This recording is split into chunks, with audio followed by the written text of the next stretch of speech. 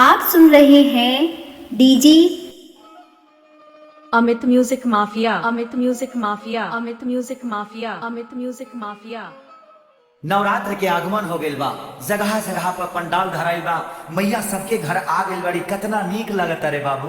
और दुर्गा पूजा समिति के द्वारा आज देवी जागरण के आयोजन रखल गइल बा। तो हम चाहता नहीं कि जितना लोग देवी जागरण में आइल बा सभे अपन हाथ उठा के एक बार प्यारा सा जयकारा माई दुर्गा के लगा दी। सभे प्रेम से बोली दुर्गा मैया की। मैया आ गइल बड़ी आ तरह तरह से भक्तगण स्वागत में जुट गइल बड़े।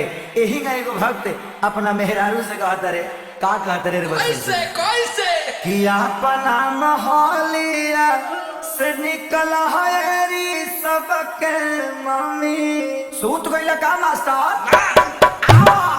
अपना मोहलिया में से निकल हरी सबके मम्मी, अपना मोहलिया में से निकल हरी सबके मम्मी।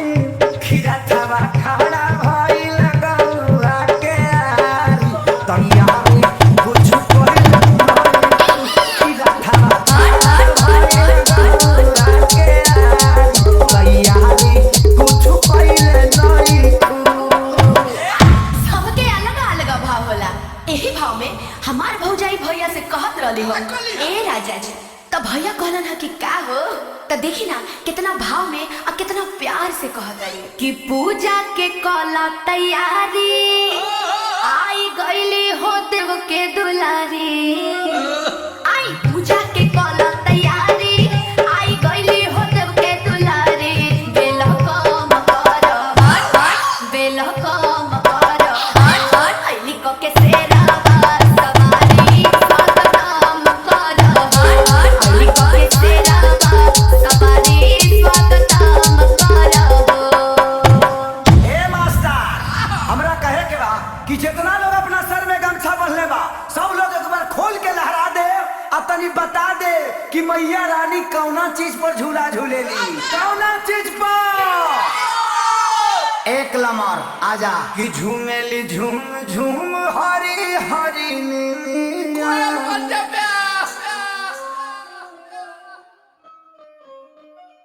अरे जिया बेटा झूमेली झूम झूम हरी हरी नीलिया। ताही पया गइले साथ बहले, बहेला पुरवा झूमेला पतैया, बहेला पुरवा झूमेला पतैया। झूलेली हो झूलेली झूलवा लगाई मोरी मैया, झूलेली झूलवा लगाई मोरी मैया, झूलेली झूलवा लगाई मोरी। एगो बात बताओ, ओ बड़ा से बोलत तारू, पूजा पाठ में जान तो बाड़ू जे का का लागेला?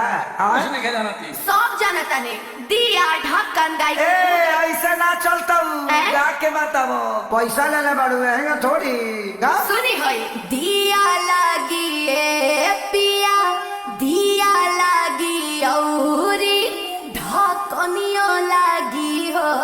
हाय हाय। ए पिया काला सा के पनिया पा मैया जी के लौलगी जननियो लागी हो। ए पिया काला सा के पनिया पा मैया जी के लौलगी जननियो लागी हो। म्यूजिक माफिया, ज्ञान अमित तो म्यूजिक तारा ढेरे माफिया, कुछ बा, बड़े बा। लेकिन पहले के पूजा में आजकल के पूजा में बड़ा अंतर हो गइल बा। हाँ। पहले के लोग पूजा करे मंदिर जाता लो, लेकिन आजकल के लड़की मंदिर के गेट पर संडी पहन के कहते सो हेलो दुर्गा माँ।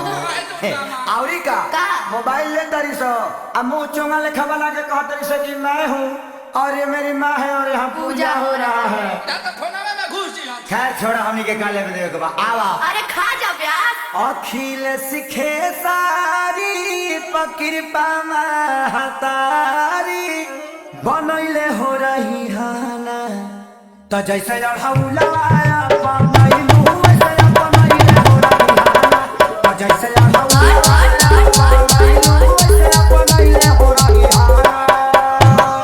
श्याम आकाश आ विवेक जी पकिरपा बनैले हो रही है ना। सुंदर म्यूजिक बनावा। जैसे अढ़ौलवाया बनैलू वैसे बनैले हो रही है ना। जैसे अढ़ौलवाया बनैलू वैसे बनैले हो रही है ना। भरथरा गांव, प्रतापपुर, भरथरा गांव, प्रतापपुर, भरथरा गांव, प्रतापपुर, भरथरा गांव, प्रतापपुर।